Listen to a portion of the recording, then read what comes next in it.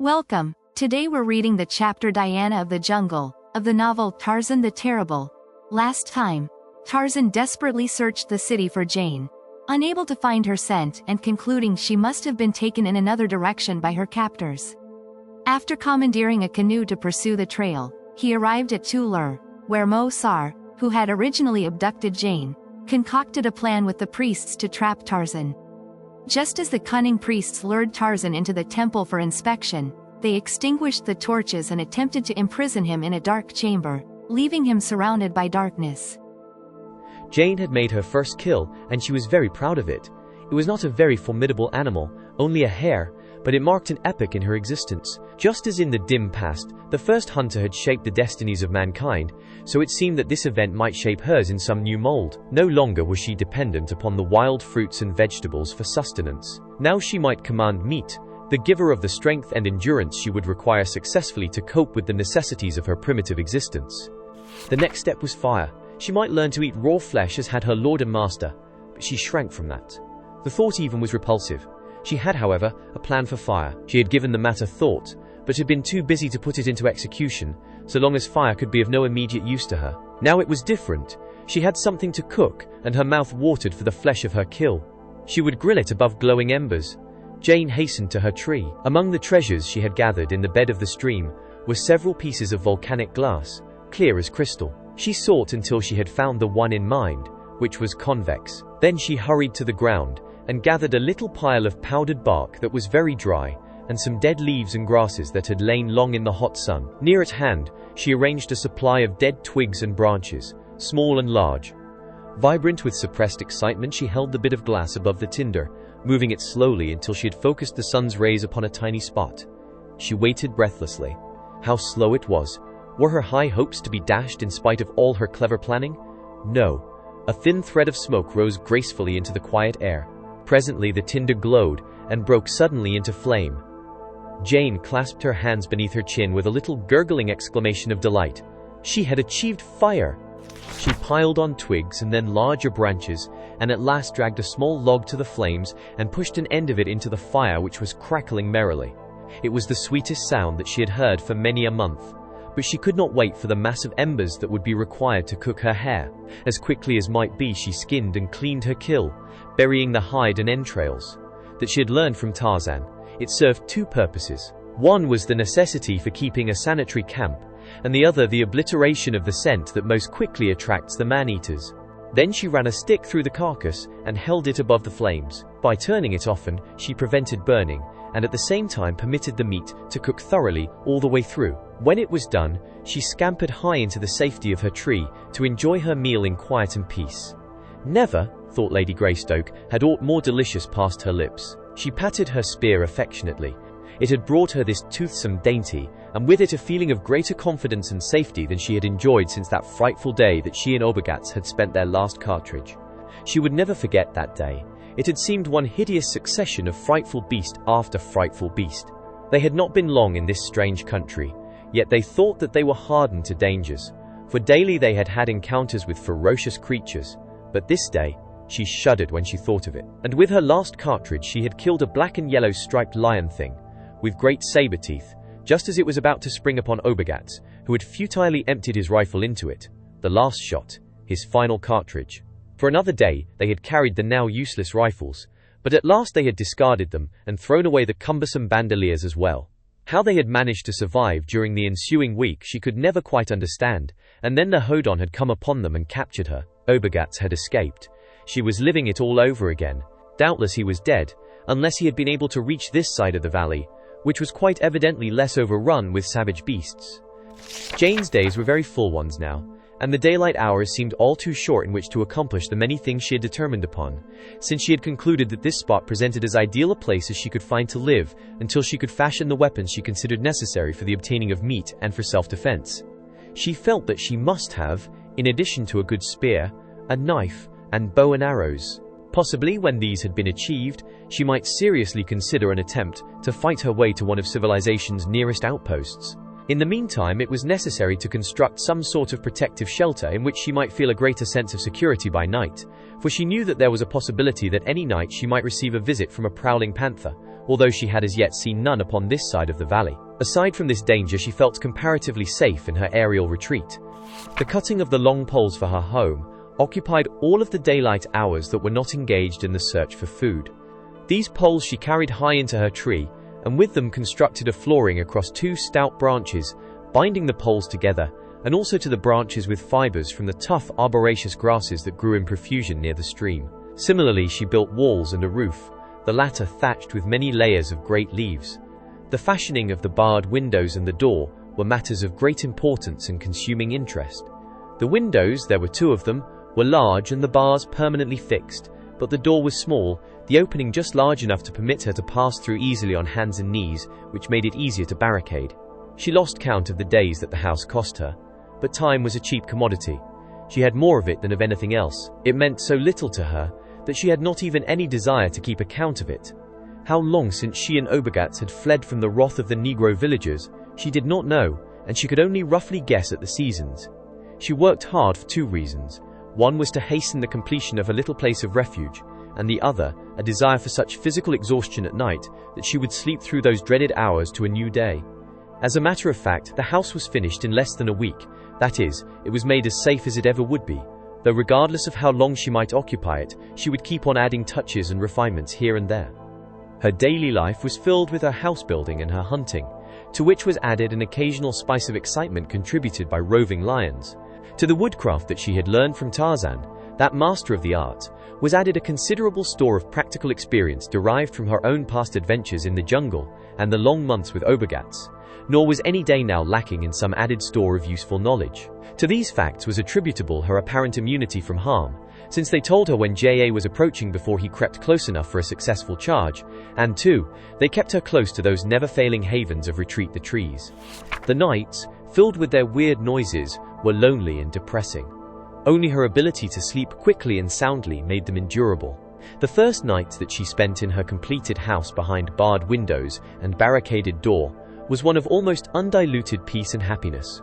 The night noises seemed far removed and impersonal, and the soughing of the wind in the trees was gently soothing. Before, it had carried a mournful note, and was sinister, in that it might hide the approach of some real danger.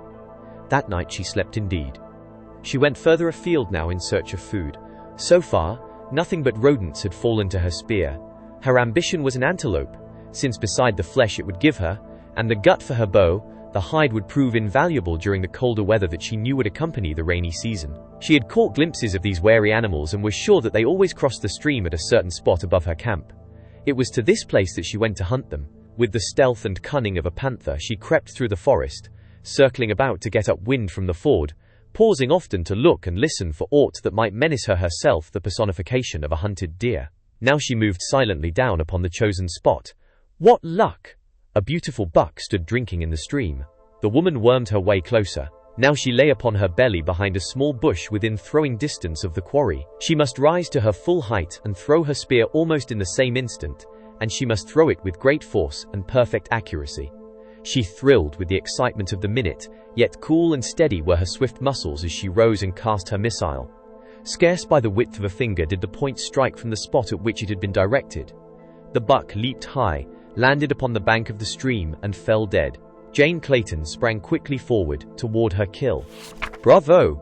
A man's voice spoke in English from the shrubbery upon the opposite side of the stream.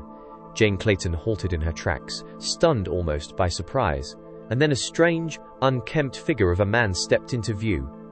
At first she did not recognize him, but when she did, instinctively she stepped back. "Lieutenant Obergatz!" she cried. "Can it be you?" "It can, it is," replied the German. "I am a strange sight, no doubt, but still it is I, Erich Obergatz. And you have changed too, is it not?" He was looking at her naked limbs and her golden breastplates, the loincloth of Jato hide, the harness and ornaments that constitute the apparel of a Hodon woman, the things that Ludon had dressed her in as his passion for her grew. Not Khotan's daughter even had finer trappings. "But why are you here?" Jane insisted. "I had thought you safely among civilized men by this time, if you still lived." "Gott!" he exclaimed. "I do not know why I continue to live. I have prayed to die, and yet I cling to life. There is no hope. We are doomed to remain in this horrible land until we die. The bog! The frightful bog! I have searched its shores for a place to cross, until I have entirely circled the hideous country. Easily enough we entered, but the rains have come since, and now no living man could pass that slough of slimy mud and hungry reptiles. Have I not tried it? And the beasts that roam this accursed land, they hunt me by day and by night." "But how have you escaped them?" she asked. "I do not know," he replied gloomily. "I have fled and fled and fled. I have remained hungry and thirsty in treetops for days at a time. I have fashioned weapons, clubs and spears, and I have learned to use them. I have slain a lion with my club, so even will a cornered rat fight. And we are no better than rats in this land of stupendous dangers, you and I. But tell me about yourself. If it is surprising that I live, how much more so that you still survive?"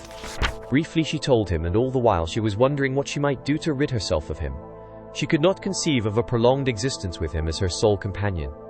Better, 1,000 times better, to be alone. Never had her hatred and contempt for him lessened through the long weeks and months of their constant companionship, and now that he could be of no service in returning her to civilization, she shrank from the thought of seeing him daily, and too she feared him.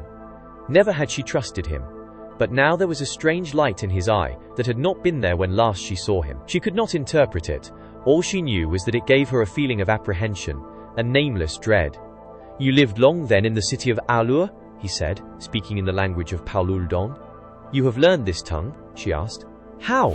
"I fell in with a band of half-breeds," he replied, "members of a prescribed race that dwells in the rock-bound gut through which the principal river of the valley empties into the morass. They are called Wazhodon, and their village is partly made up of cave dwellings, and partly of houses carved from the soft rock at the foot of the cliff. They are very ignorant and superstitious, and when they first saw me and realized that I had no tail, and that my hands and feet were not like theirs, they were afraid of me. They thought that I was either god or demon. Being in a position where I could neither escape them nor defend myself, I made a bold front, and succeeded in impressing them to such an extent that they conducted me to their city, which they call Bu-Lur, and there they fed me and treated me with kindness. As I learned their language, I sought to impress them more and more with the idea that I was a god, and I succeeded too, until an old fellow who was something of a priest among them, or medicine man, became jealous of my growing power. That was the beginning of the end, and came near to being the end, in fact.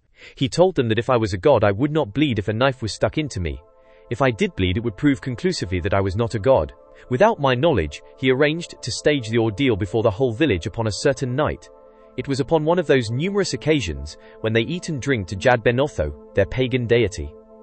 Under the influence of their vile liquor, they would be ripe for any bloodthirsty scheme the medicine man might evolve.